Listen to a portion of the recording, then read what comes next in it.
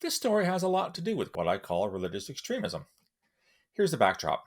I just read a story on the CBC website. This is the Canadian Broadcasting Corporation, kind of Canada's national news source, I suppose, about a pastor in Windsor, Ontario. Now, Windsor is a town just across the river from Detroit, Michigan.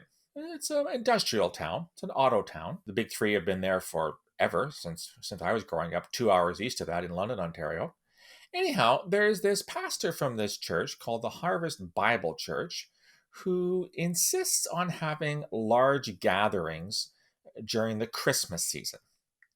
Now, he's been threatened with being arrested and being charged because, of course, we are now living in the midst of COVID, and the government here in Ontario has announced a massive lockdown as of tomorrow, actually, Boxing Day, whereby people cannot gather in large numbers because there's been spikes in COVID cases, and the government wants to cut back on this.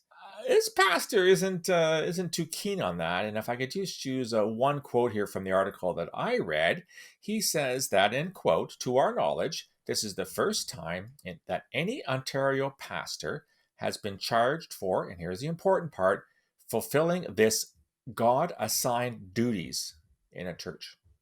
God-assigned duties. What do you think of this? As I mentioned, we are still right in the midst of COVID-19. The vaccines are out and there's some optimism for 2021. I mean, 2020 couldn't have gotten much worse, right? I think we're all looking forward to things changing next year. But the fact remains, it's still a very lethal virus.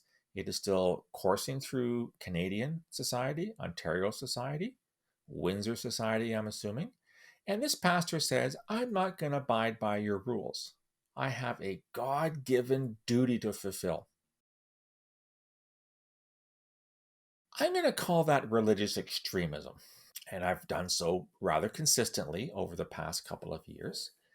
Some people have taken issue with me on that, saying that I'm exaggerating the use of the word extremism, that there are other terms that are more appropriate, aren't as labeling perhaps, and don't seem to associate this particular form of belief with ultimately what can be construed as religious terrorism or violent extremism. I beg to differ. To me, this belief by this pastor in Windsor is clearly extremist in nature. Now, what do I mean by that? Most faiths around the world have what we would call a normative core. Normative Christianity, normative Buddhism, normative Hinduism, normative Islam. The list goes on and on and on. Now, just because something's normative doesn't mean there isn't variation. To me, normatism refers to a particular agreed upon core of texts and a more or less agreed upon way of interpreting them. That does not mean that we can't have different parts of Christianity or Islam, for example, that do things slightly differently. Speaking from my own Christian heritage, for the longest time, there was just one Christian church, which kind of morphed into the Roman Catholic Church. Then, of course, we had the Great Reformation of the Middle Ages, late Middle Ages, that led to the rise of Protestantism. And today, there are how many different Christian sects out there? Hundreds, maybe even thousands. The same can be said for Islam. The same can be said for any faith. The bottom line is that there are times when people stray far enough from normative values, normative beliefs, normative tenets, they can start actually affecting and endangering the public. What this pastor in Windsor, Ontario is doing is clearly endangering the public. If he does hold these services in which there are mass numbers of people show up, if some of them are infected with the coronavirus, they can pass it on to others. When they go back to their families, go back to their environments, go back to their societies, their neighborhoods, they can pass it on, and you start getting basically super spreaders or events where the virus gets passed on from person to person to person, and you end up in a very dangerous situation. That would be a threat to public safety. And I'm all about threats to public safety.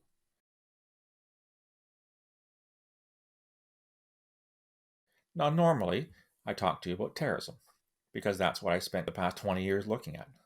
But there's a line here, I think, that ties together what this pastor was doing with what violent extremists do. Now, for the record, I'm not calling this Windsor pastor a violent extremist. There's nothing that I've seen so far that suggests he is one. And I'm also not a big fan of the slippery slope argument, whereby if you start somewhere, it is inevitable you're going to end up somewhere else, usually in a much worse place down the road. I have no idea if this is going to happen here. My initial thought is to say it probably won't happen. In other words, this will be a flash in the pan story. We'll never hear about this guy ever again.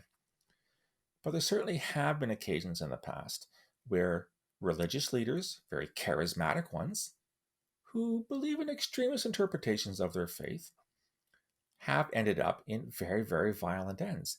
And if you need any reminder, think of what happened in 1978 in Jonestown in Guyana, the northern tip of South America, where Pastor Jones had tried to create a utopian society in the middle of nowhere, created his own town, called it after himself. He was a Christian extremist, certainly non-normative.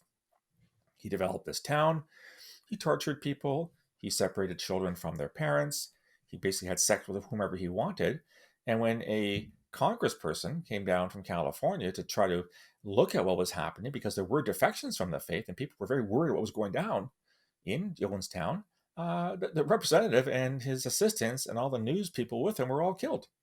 And then Jim Jones proceeded to get the entirety of Jonestown, more than 900 people, to drink cyanide-laced Kool-Aid. And they all died. This is where the term to drink the Kool-Aid comes from, the Jonestown Massacre of 1978. I think there's no question that Jim Jones was an extremist religious pastor. He certainly wasn't mainstream.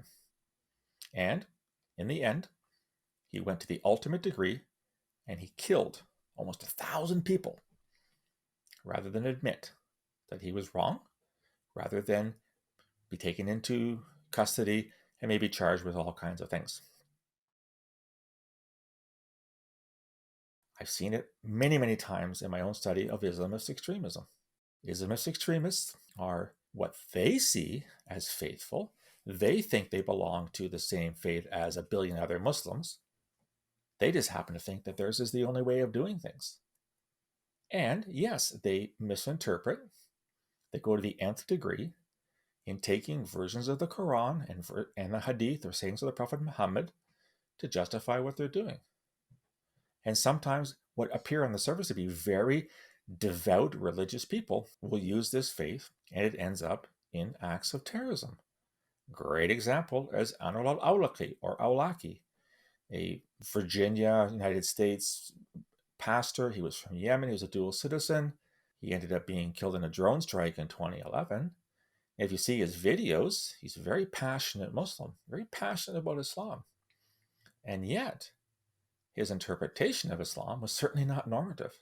It certainly was very extreme. In the days that I worked for CSIS, the Canadian Security Intelligence Service, we couldn't come across anybody in Canada who wasn't listening to al-Awlaki, wasn't watching his videos, wasn't downloading his audio.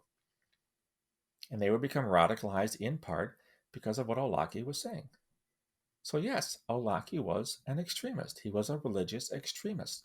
And he happened to be a terrorist. And no, the pastor in Windsor is not a terrorist, but he is a religious extremist.